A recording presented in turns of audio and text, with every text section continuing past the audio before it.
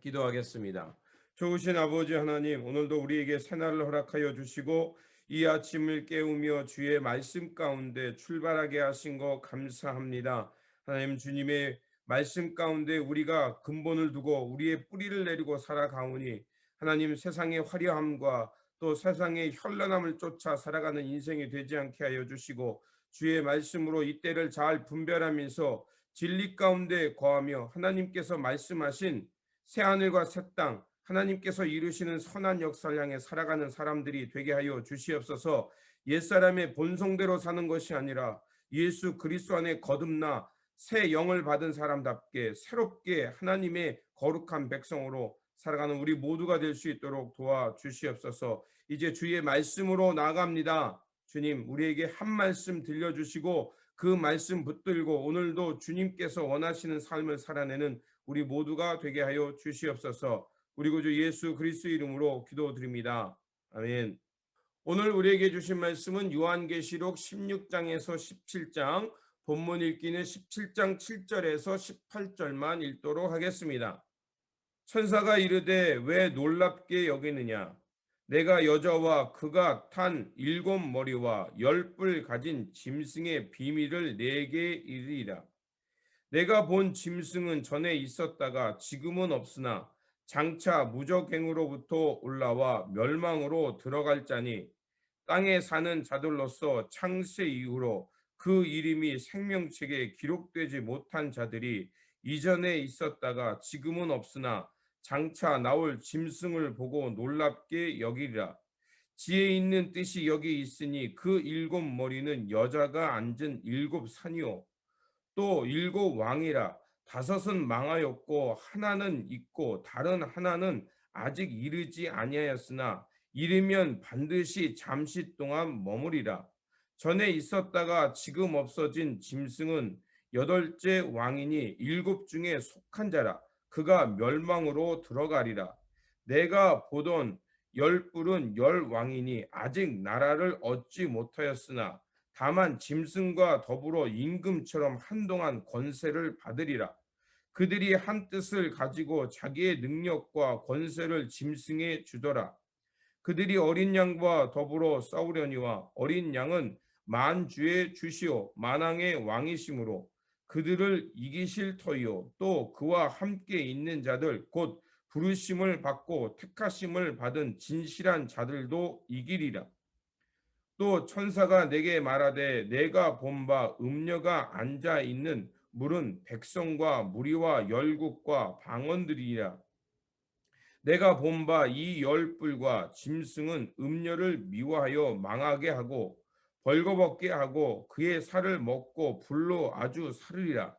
이는 하나님이 자기 뜻대로 할 마음을 그들에게 주사 한 뜻을 이루게 하시고 그들의 나라를 그 짐승에 주게 하시되 하나님의 말씀이 응하기까지 하심이라. 또 내가 본 그 여자는 땅의 왕들을 다스리는 큰 성이라 하더라. 아멘. 오늘 우리에게 주신 말씀 16장은 7개 대접의 재앙을 말하고 있습니다. 7개 대접은 이제 무엇을 말하냐면 하나님의 진노를 말합니다. 그러니까 하나님께서 진노가 담긴 7개 대접을 이제 땅에 쏟았다고 말하죠. 그것은 이제 하나님의 심판이 그 땅 가운데 임한 것입니다. 그러자 어떻게 됩니까? 세상은 황폐해지고 고통이 가득해집니다. 그리고 이 16장에 나오는 7대적은 8장과 9장에 나오는 그 7나팔과 그 7천사들이 불었던 그 나팔 소리 속에 나오는 재앙이죠. 자, 이런 재앙들은 무엇을 연상할까요? 바로 출애굽 당시에 있었던 그 애굽 땅에 임했던 재앙과 연상이 되는 겁니다. 그리고 다윗 요한계시록은 항상 여러분이 보실 때 이 다니엘서와 같은 맥락에서 보셔야 됩니다. 다니엘이 살았던 바벨론이라는 그 시대적 상황에서 그 예언을 보고 하나님께서 장차 이루실 하나님의 나라를 보면서 그 역사서를 쓴 거죠. 그러니까 묵시문학 예언서를 쓴 겁니다. 요한계시록도 마찬가지입니다. 이 다니엘이 가지고 있었던 다니엘서가 가지고 있었던 그 시대를 바라보는 미래적 역사 사관을 가지고 지금 로마가 통치하는 이 시대 속에서 어떤 일이 장차 일어날 건지를 미리 예측하면서 지금 이 땅 그 땅에 있는 그리스도인들에게 하나님의 나라를 향해서 하나님께서 승리하는 그때를 향해서 어떻게 준비하며 깨어 있어야 되는가 그것을 말하는 것입니다. 자, 그러면 그 16장에 나오는 7가지 재앙을 보면 첫 번째 하나님께서 그 진노의 잽시를 부어버리자 어떤 일이 뭐냐면 짐승의 표, 그러니까 하나님을 대적하는 사람들, 그들 가운데 종기가 난다, 욕창이 난다는 거죠. 그리고 두 번째는 바다의 모든 생물들이 죽습니다. 그리고 세 번째는 강과 물의 근원이 피로 변합니다. 그거는 이제 나일강이 피로 변했던 그 역사적 상황을 이해하고 있는 거죠. 그리고 네 번째, 해가 불로 변하여 사람을 태워버립니다.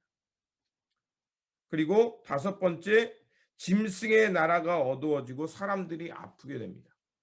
그리고 이런 것들은 이제 애굽 출애굽 당시 있었던 여러 가지 질병의 문제죠. 그리고 여섯 번째, 용과 거짓 왕들이 나와서 아메겟돈 이 전쟁을 준비하다.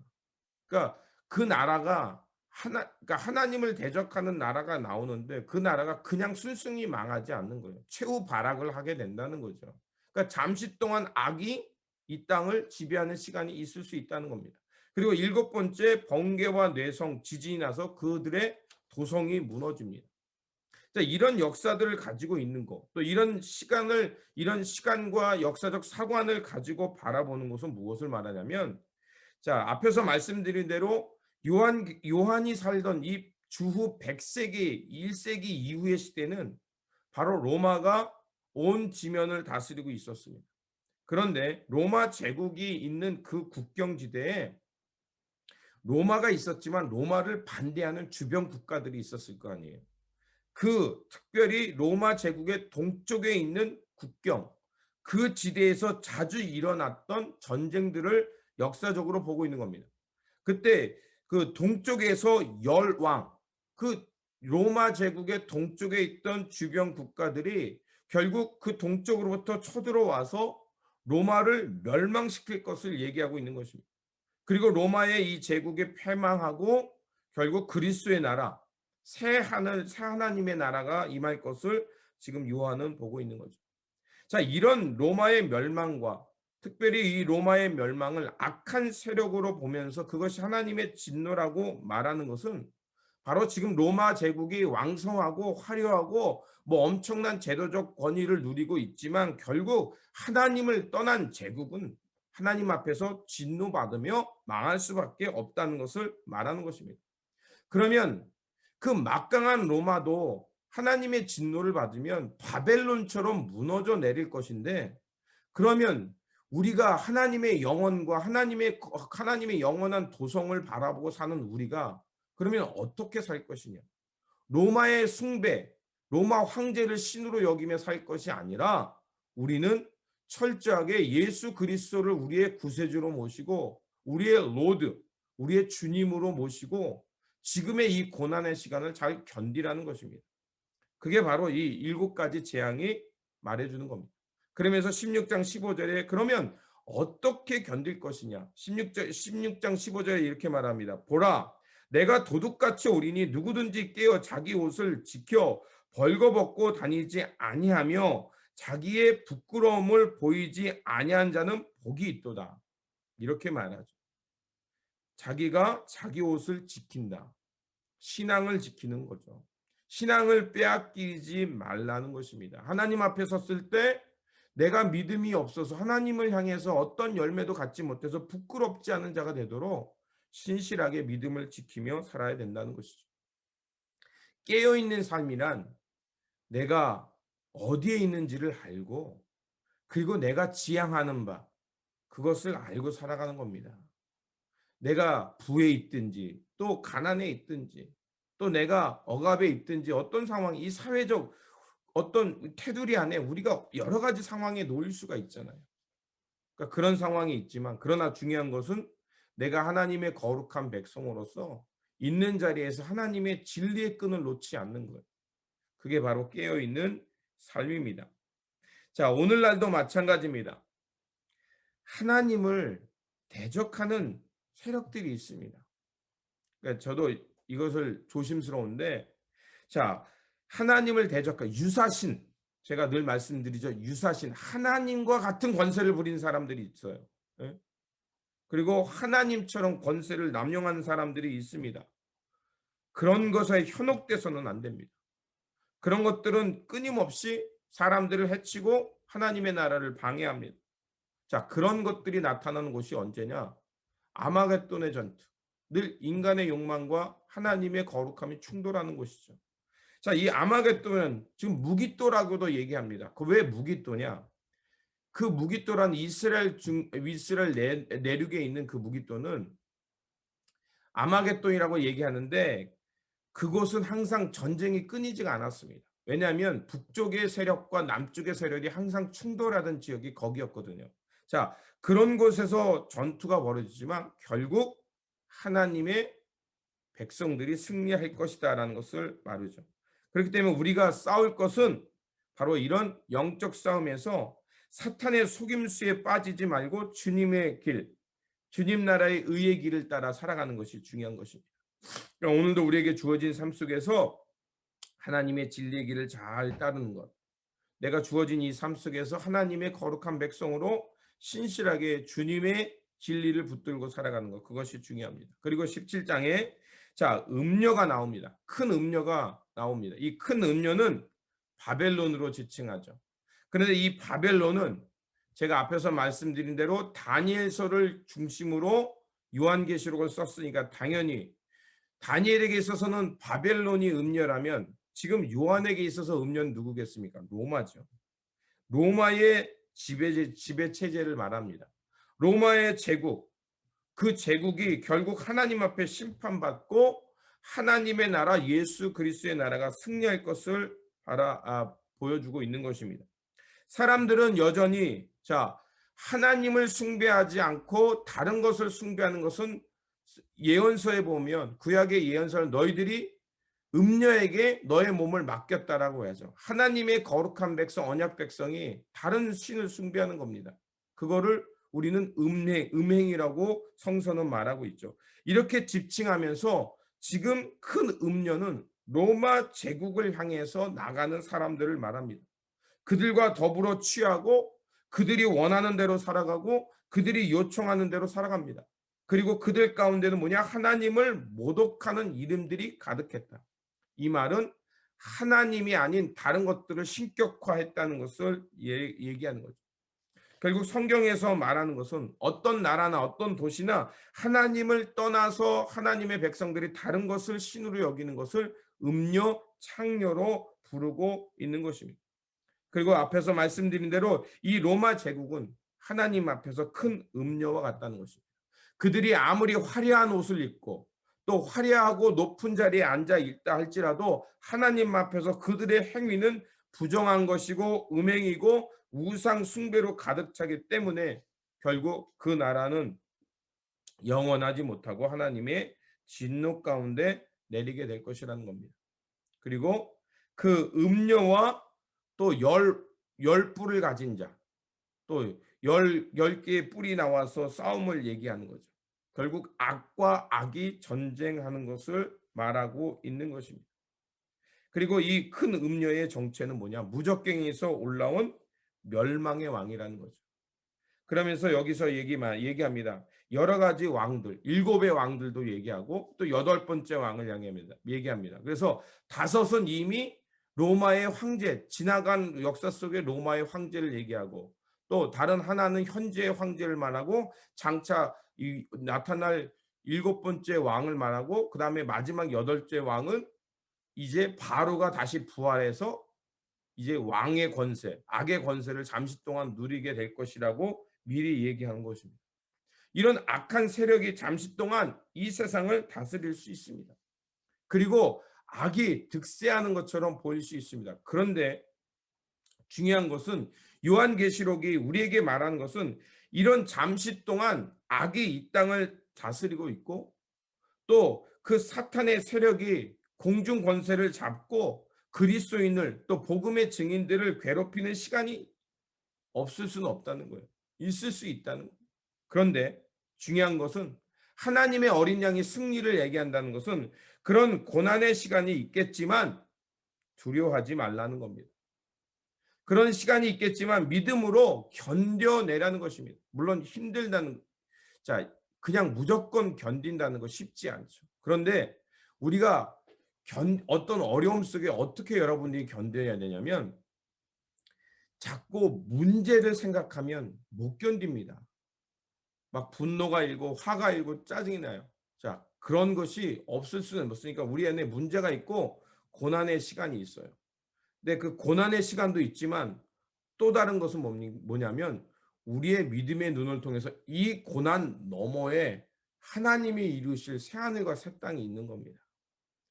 우리가 그것을 바라볼 때 지금의 현실이 답답하고 문제가 있고 또 불의가 승리하는 것 때문에 분통이 터질지 모르지만, 그러나 그 문제를 넘어 하나님이 승리하는, 즉 하나님의 어린 양이 마침내 승리하고 이 땅에 하나님의 평화와 의의가 이루는 세상을 바라볼 때, 이 답답한 현실 속에서도 우리가 조급함을 버리고 긴 호흡 속에서 이 미래의 이 승리의 삶을 살아갈 수 있는 겁니다. 우리가 살아가는 삶의 자리가 다 다르지만 각자의 다 문제가 있어요. 여러분이 인생을 사시면서 보셨지만, 내가 보기에 멀리서 본 저 집은 문제가 없겠지 해도 가까이 가서 보면 뭐예요? 다 집집마다 문제가 있고 개인마다 다 문제가 있어요. 자, 그런 문제 속에서 우리가 긴 호흡을 가지고 조급함이 아닌 하나님의 나라를 향해 씩씩하게 또 용기 있게 살아갈 수 있는 길은 뭐냐? 최후 승리는 하나님이 하신다는 거예요. 이 문제 너머에 하나님께서 새롭게 이루실 하나님의 땅이 분명히 있다는 거예요. 그것을 예수 그리스도가 미리 우리에게 보여주셨잖아요. 부활과 부활 아침의 영광을, 그 빈 무덤과 예수 그리스도의 부활과 승천을 통해서 우리에게 이미 보여주신 거예요. 그렇기 때문에 지금 우리가 살아가는 것은 그 하나님의 나라가 왕성되는 그 과정 속에 있음을 알고, 우리가 조급함을 내려놓고 다시 한번 주님의 그 승리를 바라보며 살아가는 것이 중요합니다. 그래서 16장과 17장이 말하는 것은 결국 최후 승리는 하나님이 하신다. 지금 답답하고 악이 득세하는 것 같지만 분명 이들에게는 하나님의 심판이 있고, 이 심판 뒤에는 하나님께서 이루실 새하늘과 새 땅이 있다는 것을 알고 살아가라는 것입니다. 그렇게 우리가 참되시고 진실된 어린 양이신 예수 그리스도를 바라보는 것이 중요합니다. 눈을 들어 그 하나님께서 이루실 새하늘을 바라보면서 우리가 이 땅에서 그 주님을 바라보며 살아갈 때, 우리는 내 능이 아닌 주님을 바라보는 그 마음으로 주님과 동행하면서 문제와 시련을 극복하며 하나님의 최후의 승리에 이르게 될 것이라 믿습니다. 그러므로 오늘도 우리가 살아간 삶 속에 여러 가지 문제가 있겠지만, 또 하나님의 사람들이 애매히 고난받는 경우도 있겠지만, 최후 승리는 하나님께 있다는 것을 믿고 문제 너머에 하나님께서 이루실 그 땅을 바라보면서 주어진 삶의 자리에서 미래의 그 사건을 이 땅에 가져오면서 오늘도 거룩하고 신실하게 하나님의 거룩한 백성으로 살아가시기를 주님의 이름으로 축원드립니다. 기도하겠습니다. 좋으신 아버지 하나님, 감사와 영광을 드립니다. 이러한 7가지 재앙과 또 마침내 로마가 하나님 앞에서 심판받고 어린 양이 승리할 것이라는 말씀을 우리에게 주셨사오니, 주여, 지금 이 상황이 답답하고 문제가 있다 하더라도 이 문제 너머에 하나님께서 승리하실 그 날을 바라보면서 우리가 조급함을 내려놓고 주님의 승리를 믿음의 눈으로 바라보면서 우리에게 주어진 삶 속에서 진리 가운데 거하며 깨어있는 삶이 될 수 있도록 도와주시옵소서. 그래서 주님의 승리 가운데 섰을 때 부끄러움 없는 삶, 우리가 주님 앞에 많은 열매를 가지고 하나님께 찬양을 드릴 수 있는 삶이 되길 원합니다. 주님, 우리에게 이런 귀한 삶의 자리 주셨사오니 오늘도 우리에게 주어진 삶의 자리에서 주님께서 이루실 그 승리의 그날을 기다리면서 최선을 다하면서 주님의 말씀 따라 살아가는 우리 모두가 되게 하여 주시옵소서. 우리 구주 예수 그리스도의 이름으로 기도드립니다. 아멘. 오늘 우리에게 주신 말씀 붙들고 살아가는 한 날이 되시길 바라며, 다시 한번 하나님께서 최후 승리하신다는 그 말씀과 그것을 믿음의 눈으로 바라보면서 오늘도 우리에게 주어진 삶 속에서 거짓에 현혹되지 말고 진리를 따라가면서 마침내 최후 승리를 얻는 저와 여러분들이 되시기를 바랍니다. 주님의 평안이 함께 하시기 바랍니다.